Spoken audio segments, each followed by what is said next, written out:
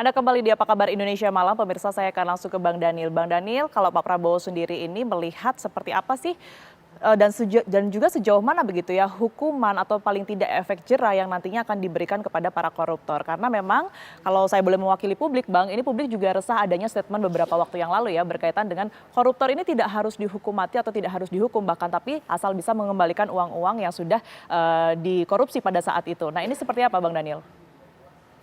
Iya, Mbak Tiara, pertama posisi Pak Prabowo adalah posisi kepentingan nasional dan kepentingan rakyat. Artinya penegakan hukum harus berkeadilan dan memenuhi rasa keadilan masyarakat. Itu yang paling penting posisi presiden.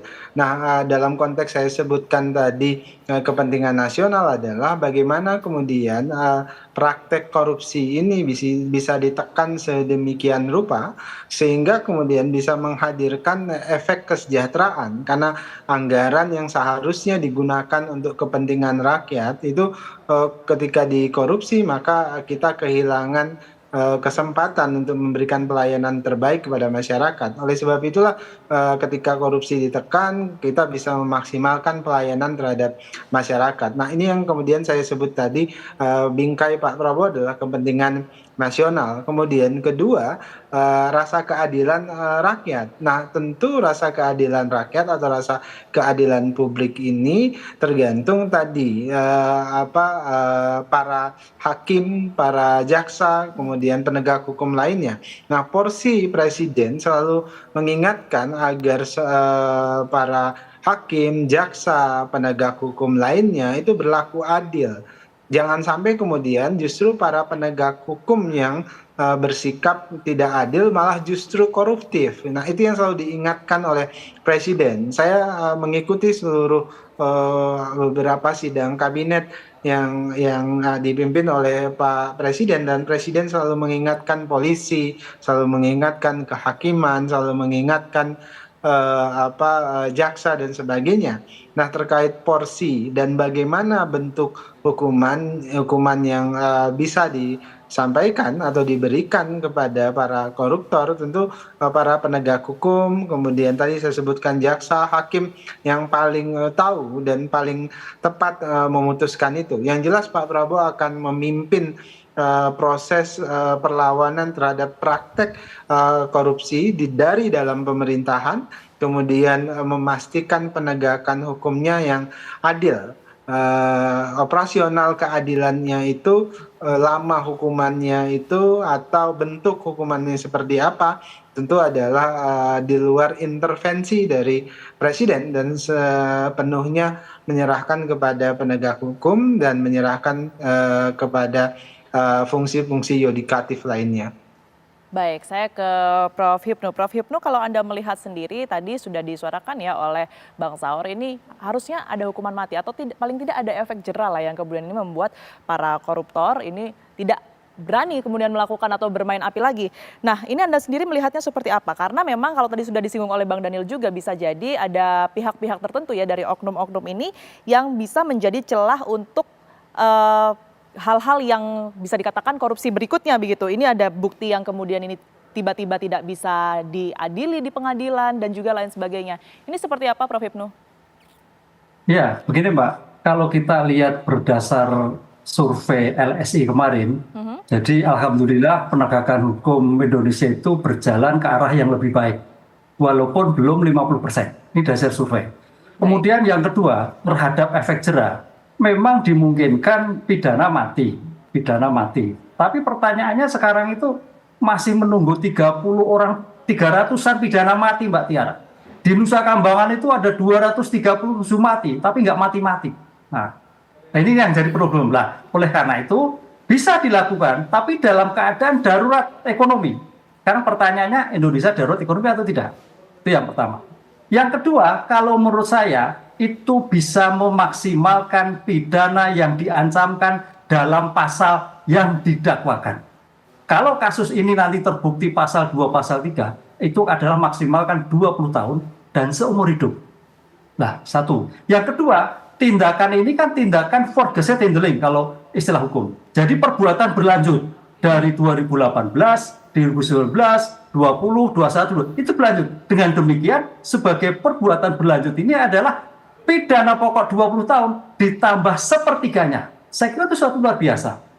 Ini karena kalau kita lihat perkembangan tren penegakan hukum sekarang, alhamdulillah tindak pidana korupsi semua naik. Kemarin mantan Menteri Pertanian naik, kemudian mantan Direktur Pertamina juga naik, kemudian kasus-kasus batu bara, kasus-kasus di Pangkal Pinang naik semua. Ini saya kira suatu tren yang sebagai bentuk khusus korupsi. Kalau kita pendekatannya ada pendekatan keadilan yang retributif, artinya sebagai bentuk pembalasan khusus kasus-kasus yang merugikan keuangan negara. Oleh karena itu, dalam kasus ini saya kira tidak perlu khawatir. Kalau melihat perkembangan kasus yang sekarang, mudah-mudahan khusus kasus Pertamina tidak tanda petik masuk angin. Sehingga putusan baik penuntut umum, baik majelis yang searah, seirama. Karena bagaimana juga penyidikan, penuntutan, peradilan suatu sistem. Apa tujuannya adalah untuk keadilan masyarakat? Apa tujuannya untuk memastikan bahwa itu menjadi efek jerah? Apa tujuannya untuk mengembalikan aset-aset yang dikorupsi dari suatu tindak pidana korupsi?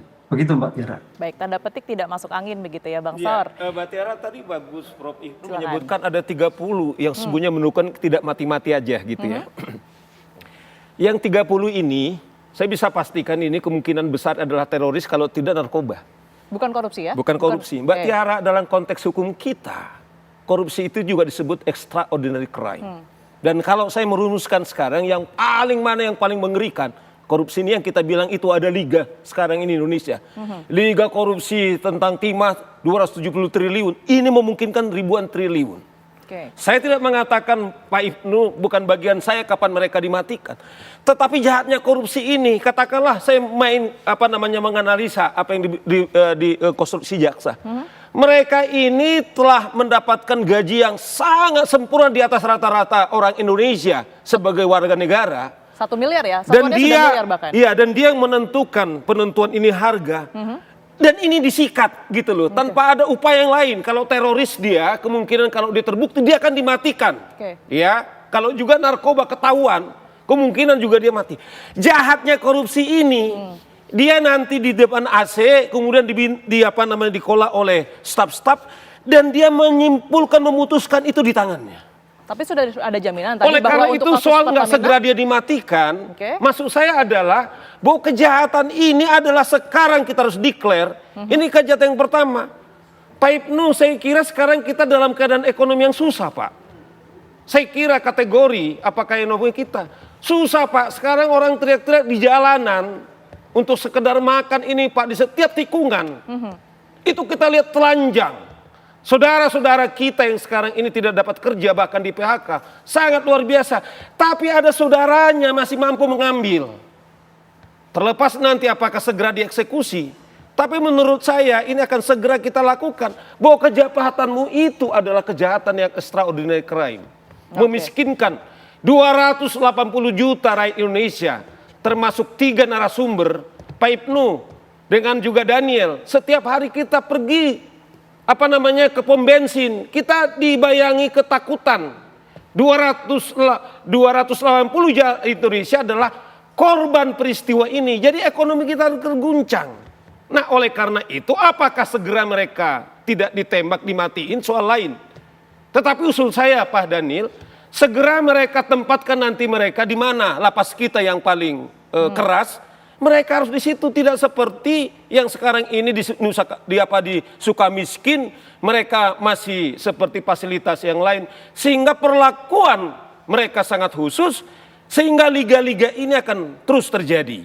Baru yang kedua menurut saya adalah melalui diskursus ini Mbak Tiara, RUU Perampasan Aset Bro Daniel ini segera didorong pemerintah segera diundangkan, sehingga para koruptor ini kemudian hasil-hasil ini segera dirampas pemerintah untuk memulihkan ekonomi atas kerusakan mereka ini gitu loh. Jadi sepakat saya Pak Ibnu, memang sekarang ada 30 ngantri.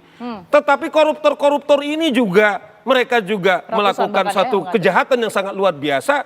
mereka juga harus diperlakukan begitu dong, adil. Apakah segera mereka ditembak soal lain. Tetapi sebagai rasa keadilan kita. Kasus ini 287 rakyat Indonesia juga mendapatkan korban atas peristiwa ini. Harus ditindak tegas begitu ya artinya ya Bang Saur ya. Nanti tentu saya akan meminta tanggapan dari Prof. Hipnu seperti apa, kemudian juga Bang Daniel. Tapi kita jeda terlebih dahulu, usai jeda berikut ini Apa Kabar Indonesia Malam akan kembali.